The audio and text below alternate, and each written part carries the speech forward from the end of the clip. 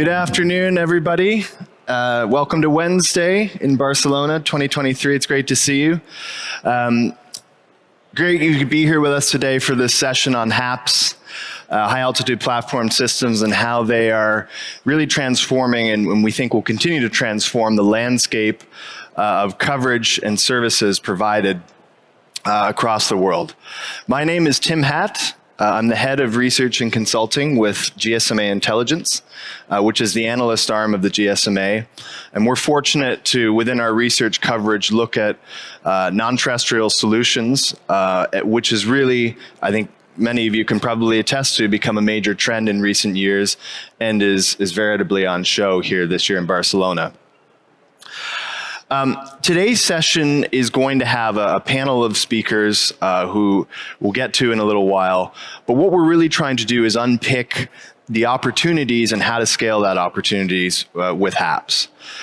Right now, if you look at the world as a whole, mobile network coverage has reached about 90% of the population, which is a tremendous achievement. That's done largely in the last few years through extended network sharing deals and other means. But the flip side of that is that the coverage gap, which we define as the share of the population living outside the range of a mobile network, is still between 500 and 600 million people. And that last mile, as we often call it, or final frontier, is the hardest to reach to in technical terms and in economic terms. And hence why this discussion has come about. If terrestrial can't do it alone, then it needs to have help. And HAPS have emerged within the wider debate of NTNs, non-terrestrial networks, as a means of doing that, largely through partnering with the mobile operators and others to achieve that extension in the coverage that wouldn't happen normally. So why does that matter? Well, it matters for a few reasons.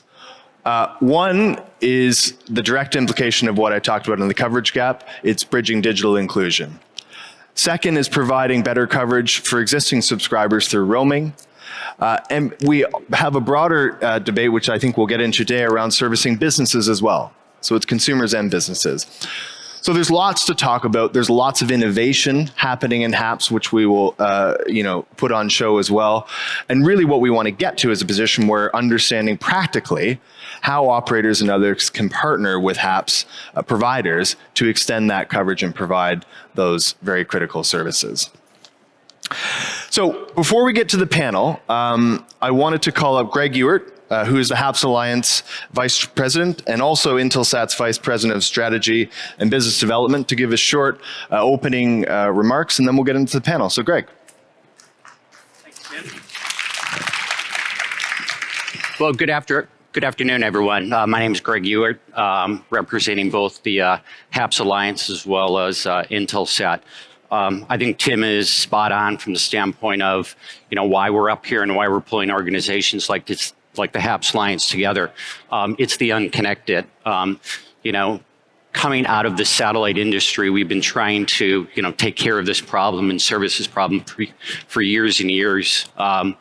The obstacle has seemed to be the expense associated with it. We believe that in the realm of NTN, and specifically HAPS, that this technology has the potential to unlock that problem for us. So a little bit of a shout out to the HAPS Alliance and how it was created, mainly from the good work of SoftBank and Google and Nokia and Airbus, as well as ourselves. We saw that we needed to bring together the industry from both the equipment side of the house, the Nokias and the Ericssons of the world, to some of the space platforms and the aeronautical side of the house, which is a little different from traditional satellites, but also the satellite industry. And when you think about going from deep space all the way down to the ground, that piece that was always missing in the middle that was never really exploited was the stratosphere. So the organization was put together to, how are we going to fix that? How are we going to put the standards together from an industry standpoint, from technology and telecommunications? How are are we going to work with the regulators and talk to the regulators about this new area? What are the con-ups associated with that? How do you commercialize that altogether? And then on the other side of the house was also, how do we get the education across? Again, HAPS is a newer concept. It does fall within the end-to-end range of conversation that we're seeing right now. We're seeing a lot of discussion about direct-to-handset. We're seeing direct-to-hand stuff from Leo. We're seeing some of the stuff that Apple's doing or that Samsung is doing right now. And that's all great stuff. That's where it needs to go. So that's why we brought together the HAPS Alliance. So I'm happy to be here today. I'm looking forward to the conversation and the questions that will come from the audience, hopefully. Good stuff. Thank you. Thanks very much, Greg. Okay, well, let's introduce our panel, which is going to be the bulk of the session here as we get into the discussion. So, Barbara Preglio, who is from the GSMA as the Executive Director for Advanced Air Mobility and IoT Technical Director. Geraldo Neto from the TMG Telecommunications Management Group, Vice President, thank you. Greg's already up. Jaroslav Holís, HAPS Alliance Board Member, and also Deutsche Telekom Senior Research and Development Manager. And Jeff Smith, HAPS Alliance Marketing Working Group Vice Chair, and from Alto HAPS Limited, the Head of Connectivity. Thank you very much. No, it's okay. Yeah, we need water.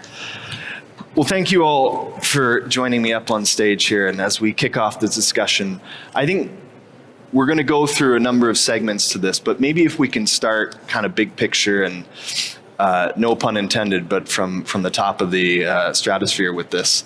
And maybe, Greg, if I can come back to you, just building on your opening remarks, could you walk the audience through what HAPS is and how, particularly with so much discussion on NTNs, how it differs from satellite constellations and other NTNs? Sure, would be happy to. HAPS from a platform perspective, you think about, satellites we hear a lot about, which are, like I said, in deep space. You have some in MEAL. You have the Starlinks, which are in low Earth orbit, LEO. But they're all, in space. And it takes a lot of time and effort to get them in space. The time frame for keeping them in space is anywhere from 5 to 15 years. So the investment that needs to be put in place, not only from a payload perspective, but from a launch perspective, et cetera, is pretty dynamic from that standpoint. And it's, they're all great technologies for different needs. Sitting below a HAPS platform, though, comes in multiple forms. It can come in an airship format. It can come in fixed wing format. It can come in the format of gliders and also balloons that we've seen from Loon. Why we like them is, number one, to get them from ground into station keep is a matter of hours. It's not a matter of, from design to launch, which can be years and years. So that's very appropriate. The other thing is that we're looking at payloads, and the payload, since we're much closer to Earth, allows these systems to fundamentally cooperate like a tower at 60,000 feet. So the beauty of being able to leverage off the MNO ecostructure from not only a cost perspective, but also from our general handsets that we have today, being able to seamlessly use them now between the stratosphere in these areas that are not served right now because of economics, and also from the traditional MNO standpoint, is a huge breakthrough for the industry. So, we're really excited from that standpoint. Now, I will say that when you take a step back along the entire NTN ecosystem, there is no one technology that, fulfills needs for everyone. That's why we also believe that, smart orchestration that we're seeing that blends all this together from an NTN platform is going to be another big step in commercializing, this element into the greater NTN world. Yeah, and I think it's key to be able to express that differentiation because there are so many options, and we'll get into how this is improved. But Jaroslav, if I can come to you, HAPS isn't new. It's not just been developed this year. It's been around for a while. What do you think is driving interest in HAPS at the moment right now? Why is it such a topic of interest for the industry? Thank you. It's simply connectivity. I would borrow here quotation of our CEO. We will not rest until everyone will be connected. And that's something what we have been working on heavily. I think it was mentioned here, there is still 10% of population, global population, unconnected. It's a big challenge. And also looking at all markets, we are reaching geo coverage 95%. And to close this coverage gap, going ahead in conventional terrestrial way rollout, it's economically impossible and also logistically very, very challenging. So we simply look up to the sky already some time ago, and we have started to investigate all potential opportunities in the sky, in the space. And where we do see HAPS as a very good complementary solution to our existing rollout is it can combine advantages of both terrestrial and satellite network, meaning we can localize the service, which is great. The antenna is still not so far from a customer, from the handset, so we can provide substantial user experience. Please welcome to visit our booth. We are just presenting 200 megabits per second, which we provided to the commercial handset during our POC. I think we will come to it later on. So the user experience can be still quite good. Of course, not gigabits per second, as we are providing in the cities and downtowns, but to have 200 megabits or nothing, I think it makes some difference. And also great advantage is that this concept can be deployed dynamically. So we can be speaking about even coverage. We can move it really based upon the demand, which can be disaster, unfortunately disaster event, but it can be also any sport event. It can be coverage which is needed for a short period of time during windmills construction, for example. So simply to have tower in the sky which we can move, it's great opportunity. Jeff, I wonder if I can flip the same question to you as well. I know you guys have been looking at this for a very long time. What sort of one or two top things do you think has changed the game in the last couple of years that this is really garnering renewed interest? So on the demand side, firstly, it's exactly what Yaroslav said. Mobile network operators, towercos around the world have started to figure out that, the way of doing things with traditional terrestrial infrastructure just is no longer sustainable, and it's what other options are available. From a HAPS provision perspective, the game changer for us is two things really. One is the technology of the platform itself, but that's enabled in our aspect, and I think a number of the other options that Greg shared, whether it's an airship or a balloon, is battery technology. If you've seen what's happening in the electric car market, we're seeing the exact same thing in the HAPS battery provision market. And it is down to that ability. We're combining that with solar power to give us longevity. So, if you asked me in 2015, how long have you flown for? The plane that's hanging above our booth in Hall 4, if you want to come and see a real HAPS, that flew for 14 days in the Stratosphere non-stop. Last year we flew for 64 days. This year will be over 100, and our goal is in the next couple of years to be 200 days non-stop up in the Stratosphere. So for me, unlocking that longevity enables us to provide the services and use cases that Yaroslav and all of the other MNOs that we've been speaking with are saying we need to be able to solve. Barbara, I know you have a position that has you look across a wide perch. Many operators who are interested in this. Would you echo that, or do you think there's more kind of nuance depending on the operator groups you're talking to? So yes, so we publish two versions of the paper. So it's been a work that has been evolving for a bit. We try to understand the different situation geographically. So we on purpose try to select also operators that had a bit of a spread on the geography and the situation, economy, and needs.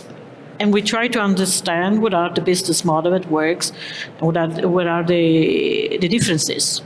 So we, of course, have seen that most of them are quite different. They will have a completely different challenges, and they are not technology challenges. So they are challenges that you would have normally. They're more social, economical challenges than technical, a business model. So on top of that, we try to at least generate a connection. So what we did as an MNO, we also tried to talk to the HAPS Alliance and to the producer, the manufacturers, to understand where they are. What is the timeline that we are talking about? As you mentioned before, it is a journey, and HAPS have been there for a long time, but we couldn't move further. So what has been important to look at with all of the participants here, but also with others, is there's been quite a shift from the technology point of view, but also change in the business model, trying to understand how we can work together. Yep. Are we there yet? Don't know, because it's still moving forward. It's still, it is a journey that we are still on a carriage. We're not at the end, and there's a lot of discussion. So, yeah, we see that there's an interest, we see we have a need.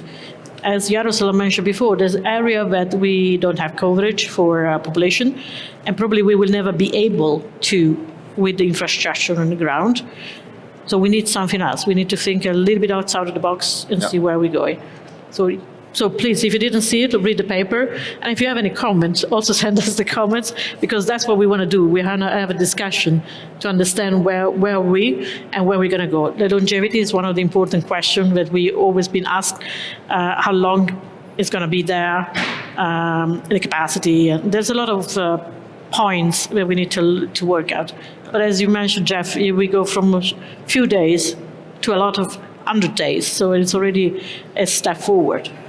Yeah, and no, good points all around. And then we will certainly come to the business model aspect of this as we go through this discussion, because I think there will be a number of people in the audience representing organizations for whom that's a relevant question. And we'll get into that. Geraldo, I want to bring you in just before we transition on. I think a lot of, I referenced when I started the session that the coverage gap of that 500, 600 million people, the majority of those people tend to come from developing countries, places like Africa, South America, India, et cetera.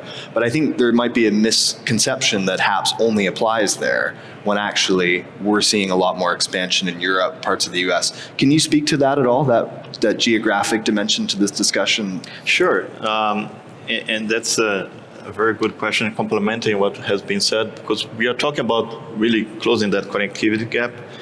But there are different use cases as well for the HAPS application. So most recently, when we talk about that, we think about large developing countries, because of course you have rural areas, hard to reach areas that HAPS could really support that. But we've been talking a lot with island nations, both in the Pacific and the Caribbean. And they see an opportunity to have this layer that covers the whole island. Sometimes with one or two HAPS, they could cover the whole island and have the basic connectivity, and of course complement that with the terrestrial applications. But we have seen some trials and examples of the use of HAPS when the disaster comes and the terrestrial network is out. So we can quickly implement that station and support the first responders and also support the networks to come back to life and the population in that area. So it's not only developing countries, but complementing different use cases as well, even in suburban and urban areas. So I think that we should look at these different opportunities also when we are talking about the business model. Yeah. Let's get into some of the technology aspect of this, and not just the technology side, but sort of more importantly what that means. Greg, if I can come back to you, and almost building on what Jeff said about the advancements in longevity, battery technology. I mean, from your perspective, what has changed in the technology side of HAPS that has improved the product and the system, and what practical implication does that have for, say, a mobile operator that would want to partner with a HAPS group in deploying that service? Sure. I personally think it comes down to power. And I think that kind of goes back to what Jeff was talking about. To be able to, power one of these systems also autonomously in the stratosphere for a period of time, get it from its hangar to station keeping, you're going to chew up power there. But we all understand also that, a typical tower has power needs that comes with it too. Think about this in the same light. It's going to require significant power to get the coverage down below it to be able to pick up the population density, the bandwidth that they're required to use. That is making incredible advancements. So I'd say power number one. When you look at some of the sources of power, you've got battery, you've got solar power that feeds the battery. One that we're excited about is some of the hydrogen-powered platforms that are out there. And why I say that is it's fundamentally unlimited power. When you start to get to unlimited power sources or heavy power systems, what you can do from your phased array MIMO network standpoints is put down an incredible beam. We've seen some examples where, one HAPS can replace 450 ground towers. That's a pretty interesting conversation to start to have with your MNOs around the world from that standpoint. So, there's that. I'd also throw on there that, the focus that we're seeing from ESG right now too, and, green energy and things along that nature, that plays into this as well from that standpoint. So, but I would definitely go back to power being the big one. Yeah. Jeff, I think there's going to be broad-based consensus on that power has definitely improved. And what can you talk to some of the improvements in terms of the service quality that the ground coverage can have? I think everybody will know that because HAPS are in the stratosphere, you have a wider ground coverage, which is great. How does that play out in terms of the speeds that would be deliverable, and have we seen any movement there? Yeah, there's many ways that you can craft a payload approach for connectivity. Being a very light aircraft ourselves, what we've tried to be is a seamless infrastructure play for an MNO. So we're trying to be technology agnostic. And what does that mean? It means we're not going to be putting maybe base stations on the aircraft. That means that the MNO is still in full control of their entire core network and up to the edge. And they can stack, whether it's LTE, 4G, 5G, Open RAN, in the future 6G. So the way that this can be approached is you can literally use it as a relay platform, and therefore, depending on the amount of regulatory spectrum and frequency that the MNO can also bring to the table, because that's another thing that I think if you look across most of the HAPS operators, our business model is not to acquire spectrum and frequency. We want to do that in partnership with the MNOs in most cases where it makes sense. And so it's really like a partnership, very similar to a tower in the sky. The difference is the active and passive boundaries that most people are used to have become blurred because the HAPS platform brings those technologies. And so every market and every use case will have slightly different nuances. And so the more simple you can keep the system and the architecture, and the more flexible, the more successful we think it will be. And I think we'll start to see this pan out. You said about timeframes, Barbara. We're looking at commercial services at the end of next year. And I know others are very close to that point as well. So for me, it's really exciting because, as you said, this has been a number of years, lots of talks, maybe a few false starts on the way, but first doesn't always win the race when they start. So I think what you'll see through the HAPS Alliance members and all of the other platform operators, that this is a very, very exciting period of time to, come and speak to us and engage to figure out how this might benefit your network and part of the world. Jaroslav, I think, first of all, do you want to build on that at all with any of the other sort of technical advancements? Are there anything else? We've talked about power, we've talked about speeds, we've talked about longevity. Is there anything else you would highlight in that discussion? What I would highlight is also benefit of HAPS purely technically, on top what was already shared here by colleagues around, is the potential to bring the coverage to indoor, which is very important. I think we have always 80% of customers using mobile service in indoor. And of course, during even the first use case, which is in our focus, disaster recovery, we know unfortunately what happened in Turkey recently. So we have a lot of customers who need the connectivity in first few hours, and HAPS has a potential to serve such customers if terrestrial network is not available very quickly. Okay. We've talked about some of the technical advancements and sort of what they mean. The other related to mention to this is the economics of the system. any potential partner will want to understand what the cost model is and how that translates to the TCO of their own services. I think when we look at the barriers to mobility in general, that still is a key one in expanding coverage. Barbara, I'll come to you in a minute, but Greg, first, just if I can come back, playing on these technical advancements, can you speak to, if not through data points, but directionally, how HAPS makes, operator extension coverage more cost efficient, and how they can think about that sort of playing out over the next couple of years? Sure. And again, right now, there are instances we've seen talking to MNOs where, they might have coverage obligations based on their spectrum license, et cetera. We've actually seen some that would rather take the penalty than build out, a network. And again, it comes down to pure economics of, I've got to put a tower up, I've got to pull fiber there, I've got to have power there, I've got to man this, et cetera. And some of these, as you said, in islands and other places with terrain can be, extremely expensive. It can be 10 times more to put a tower up in one of these areas than in an urban area. So kind of taking a step back, and it's a partnership working with them. You've got to understand, what's the density of the population that we're talking about, and you kind of work back from there and the amount of bandwidth they're going to need, and then you work back into the payload, and you work back into the power, and you start to look at that and put it together, and then it comes back down to, okay, do I need, a payload that's this big and this heavy, or can I get by with a payload that's, this heavy and, my power consumption is a little different? That'll take you back into the economics of what kind of a platform do I need now? So, I personally think that in a lot of cases when we start talking about this, getting back to the word agnostic, that you're going to see, different platforms that will serve different needs.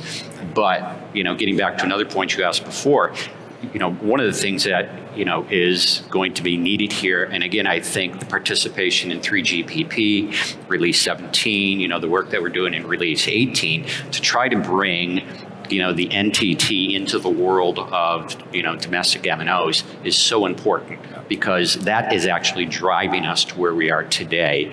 And it's actually bringing the economics involved too, because now instead of working on bespoke equipment that has to go into space, talking to bespoke equipment on the ground, all of a sudden now you're talking to your common handset. You're utilizing the payload that's already been developed by the MNOs. The MNOs got R&D facilities amongst them that put the satellite industry to shame. And where they drive their costs down allows us to now participate from the stratosphere in that model. And I think that's kind of one of those breakthroughs too that we see out there. The other side of the economics dimension is the revenue side. We've talked about costs. Let's talk about revenues. Barbara,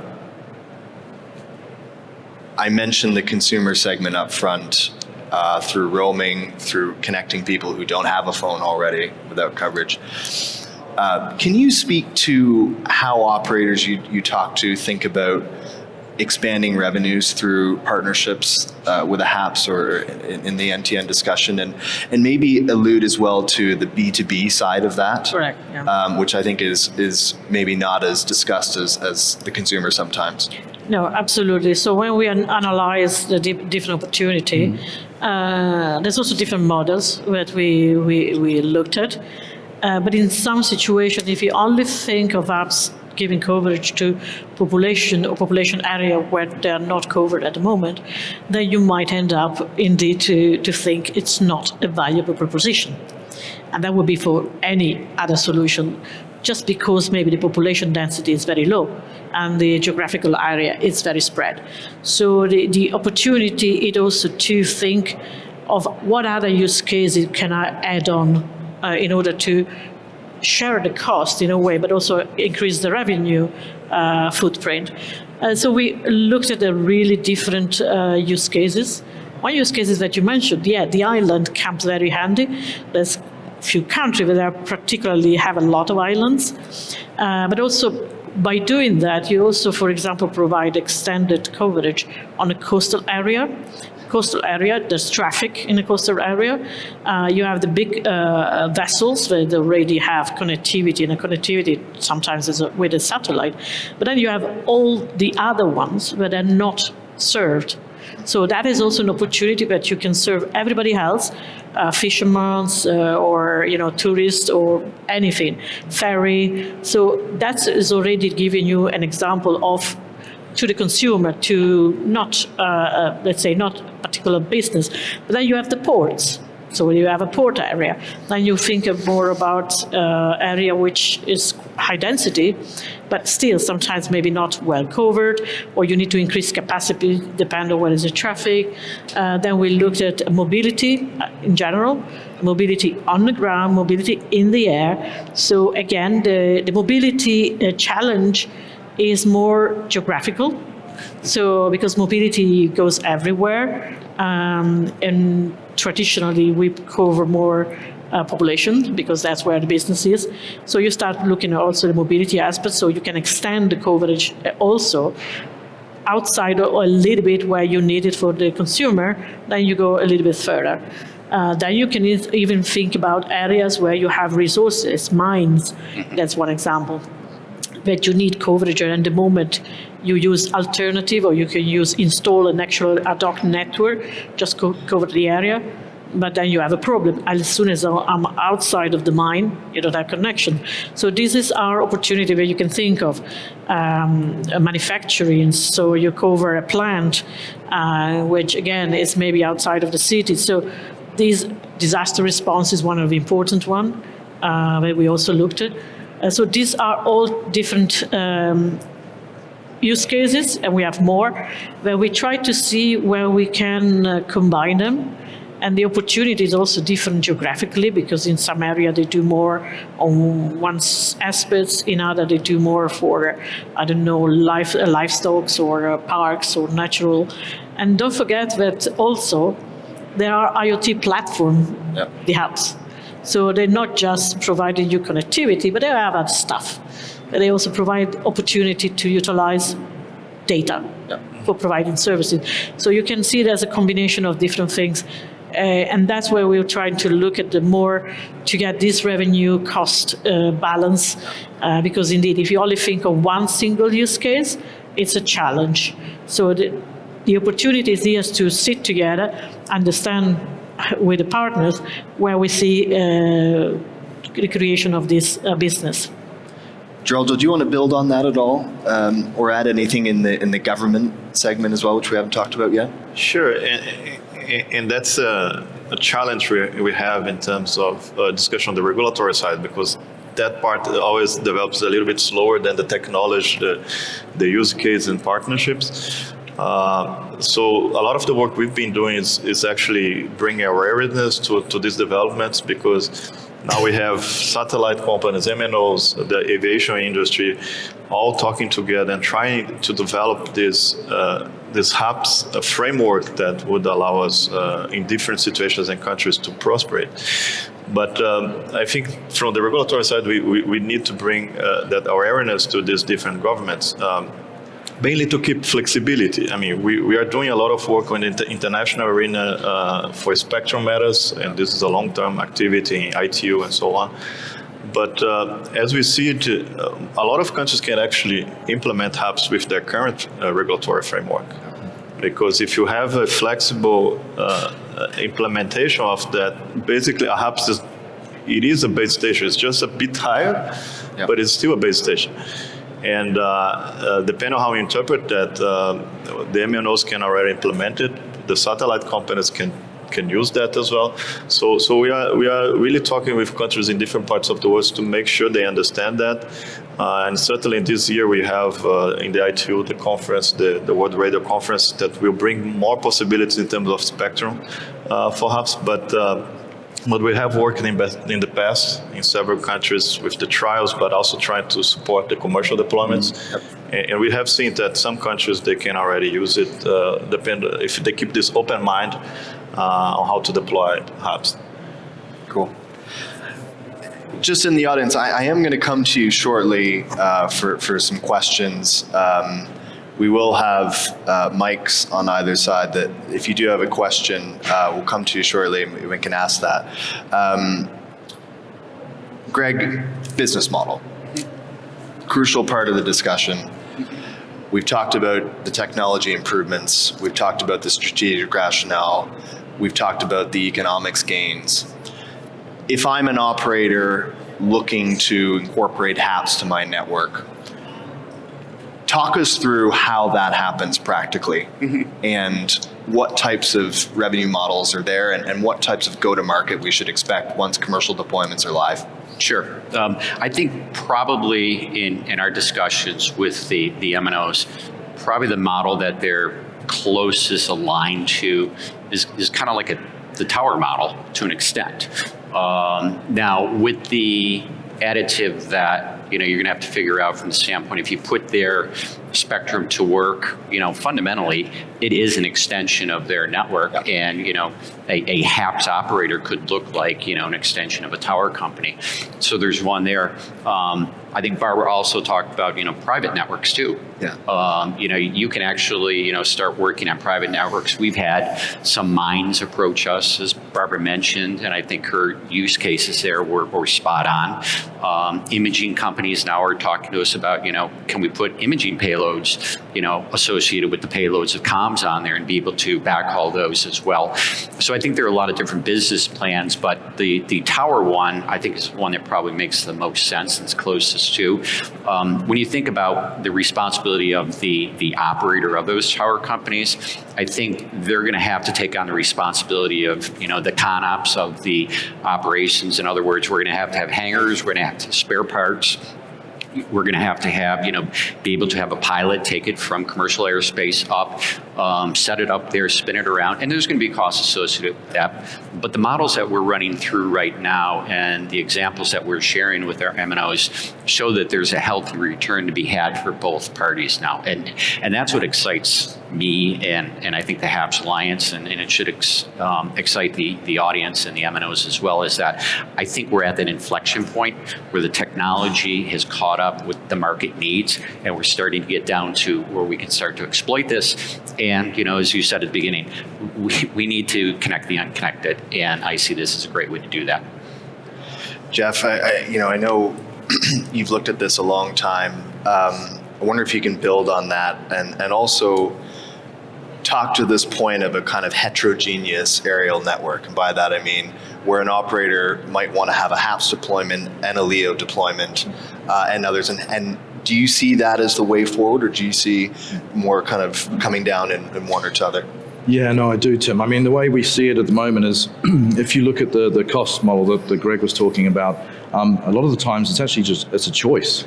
We're not looking to replace terrestrial towers. We're looking to add new markets and coverage at a lower cost than you would be doing otherwise. That said, when we speak with MNOs, there are certain parts of the world, you made the point clearly about obligations and the fines that you sometimes get for not covering the population or the geography. Sometimes the choice is so hard, you may as well take the fine. Well, maybe those towers that are loss leaders can become actually profitable with a HAPS and being deployed.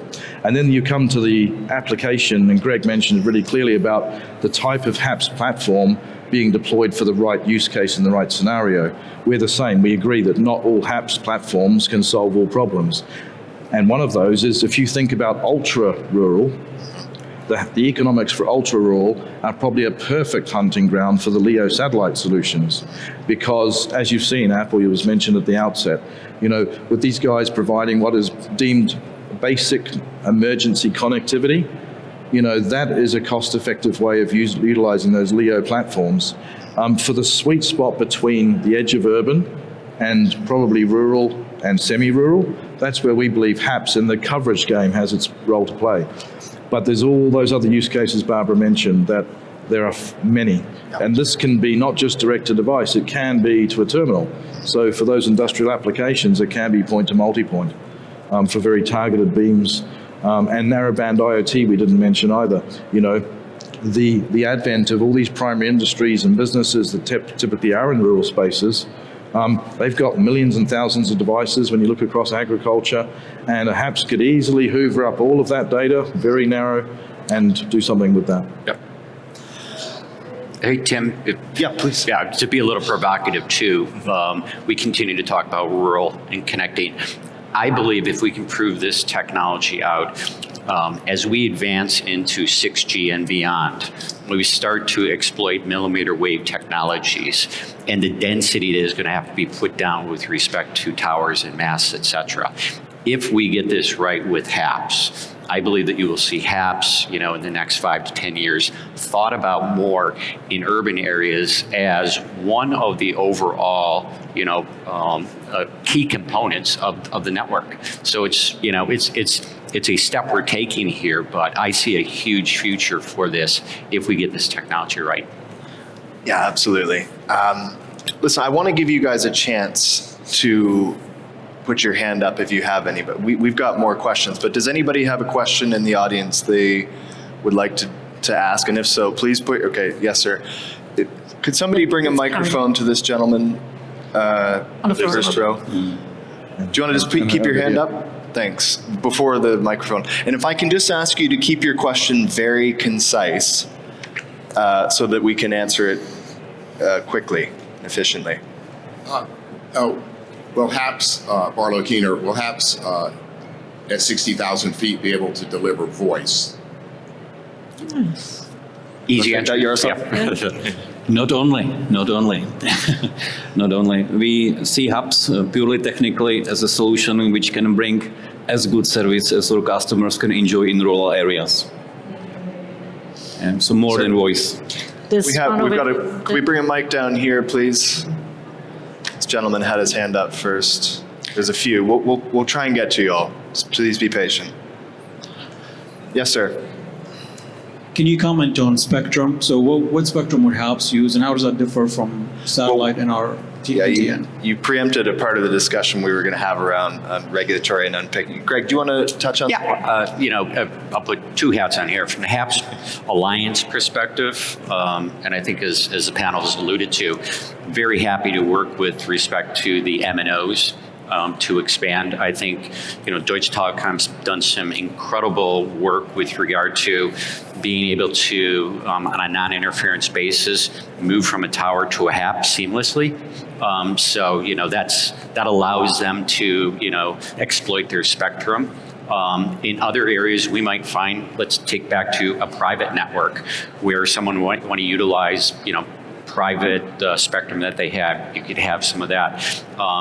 The ITU also has allocated some spectrum on a global basis, and I'm happy for them to go down that path. I personally feel that HAPS is more of a localized extension of a network, and it's not a global network. So I'm not necessarily sure if the requirements of having globally harmonized spectrum is that big of a deal right now. May I compliment very quickly? Just to Yes, spectrum sir. question, Sorry, please, yes. very quick comment that HAPS is bringing opportunity to use the spectrum above 2 gigahertz, which is very hard to use in rural areas, but from HAPS it can be very effectively used, as we demonstrated just a few weeks ago with Intelsat in Croatia. We can come back to the gentleman at the back here. So if you don't get your question, and we'll linger around afterwards as well and try to answer it then. Yes, please. Hi, just a very quick question. Has the HAPS Alliance decided how to address the limitations imposed by MTCR? Elaborate on that. The Missile Technology Control Regime is a treaty signed by 158 countries that limits the export of Category 1 UAVs, which include anything that is unmanned that can go either more than 500 kilometers or carry more than 300 kilograms. Has not come up with our regulatory group. We're about to join HAPS Alliance. This is World Mobile. We will help you to address MTCR and solve this big problem for anything that's unmanned in that category. Perfect. Thank you. Okay, one more over here, and then we're going to go to another question on the panel. If we could have a microphone here. Yes, sir. Yeah, hi, I have a microphone. Thank you. This is very interesting. I came to you, I'm from KPMG in the US, and I represent Verizon. And HAPS Alliance is new to me, and I'd like to just talk to somebody after the show to bring this conversation to the leadership at Verizon, and that would be helpful. And I'm familiar with the LEO space through OneWeb in the UK. Yeah, well, I'm sure Happy we can do that. to talk to you about that. Yeah, thank you. There was someone else. Absolutely. And I'm conscious we're sort of running down time here. We've got about 3 or 4 minutes. So if there are any other questions, I think there was a question over there. Well, I think what we'll do is we'll come to that afterwards, if it's all right, just on the floor, and if we can all just sort of linger around for a little bit, take it then. I wanted to get one more question in. You know, we've covered a lot of ground. We've talked about business model, we talked about technology, we talked about economics. Looking ahead, what we're saying is commercial deployments. Jeff, you're saying sort of next year, accelerating out from there. If you look at sort of further barriers to scale and how those are overcome, I want to come to each of you, but what sort of 1 or 2 things would you highlight as the top priorities to tackle to make sure that HAPS are a success, and how that goes about? If you can keep your answer brief, that would be appreciated, but those top sort of 1 or 2 priorities to think about over the coming 3 to 5 years. Jeff, maybe we start with you. I'd probably say regulatory on 2 aspects. One is obviously the Stratosphere today is an unmanaged space, and our aviation working group is doing a lot of lobbying. So it's making sure and trying to get some accelerated adoption of, to your point from World Mobile, this needs to be looked at in a different fashion. These are not missiles. These are, game-changing platforms for the greater good of the planet. So I think we need to look at it in a different fashion and accelerate that. The second one is just on the regulatory aspect. So I would, if there's any regulators in the room, look at HAPS spectrum usage in a very lenient fashion, because this is about improving the GDP of your entire nation through a better way of delivering that spectrum allocation through the MNOs to unlock the services. Jaroslav?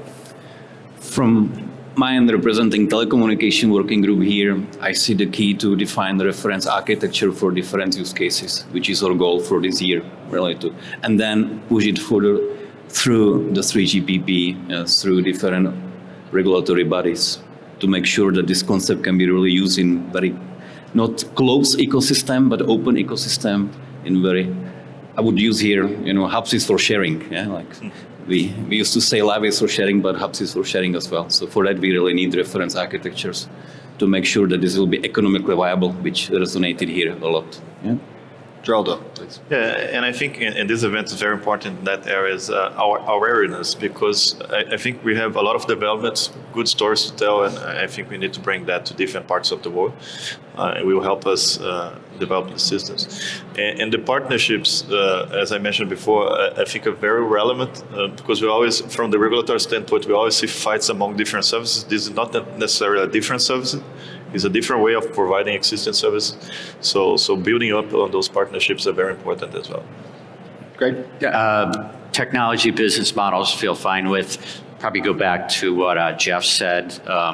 Making sure that there is a stratospheric air traffic control system, ConOps, et cetera, so that regulators, and the general public feel comfortable, with this new technology.